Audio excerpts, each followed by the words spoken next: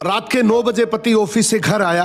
पत्नी ने आते ही उससे लड़ना शुरू कर दिया क्योंकि वो उसे पसंद नहीं करती थी। पति बोला मुझे खाना तो दे दो, बहुत भूख लगी है। पत्नी बोली खुद जाकर खा लो, मुझे तो नींद आ रही है। पति चुपचाप सुनता रहा और पत्नी पूरी रात उससे झगड़ती रही। जब सुबह हुई तो पति बोला मुझे नाश्ता तो दे दो।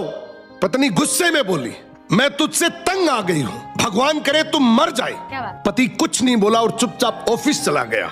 दोपहर में पत्नी अपने बच्चों को स्कूल से लेकर घर वापस आ ही रही थी कि उसने देखा उसके घर के सामने भीड़ लगी हुई है। वो घबराकर पास गई तो देखा उसके पति की लाश घर के सामने पड़ी हुई है। उसके ऊपर कयामत सी टूट पड़ी। मन में सन्नाटा छा गया। लोग आपस में बात कर रहे थे कि कार से उसका एक्सीडेंट हुआ है। पत्नी जोर जोर से चीखने लगी और चिल्लाने लगी कि संजय उठ जाओ, अब मैं तुमसे कभी नहीं लड़ूंगी, तुम्हें कभी कुछ नहीं कहूंगी, मुझे कुछ नहीं चाहिए। उठो संजू, तुम्हें भूख लगी थी ना, चलो मैं खाना देती हूँ, मुझे छोड़कर मत जाओ, उठ जाओ।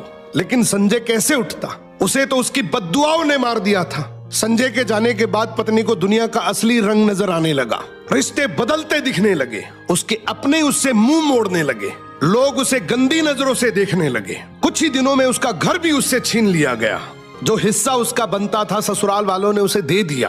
पति के मरने के बाद पत्नी को एहसास हुआ पति जैसा भी हो, चाहे पसंद का हो या नापसंद का, लेकिन वो औरत के सर का ताज होता है। अगर इस बात से सहमत हो तो कमेंट में यस टाइप करना। बहुत बड़ी बात बोल दी आपने।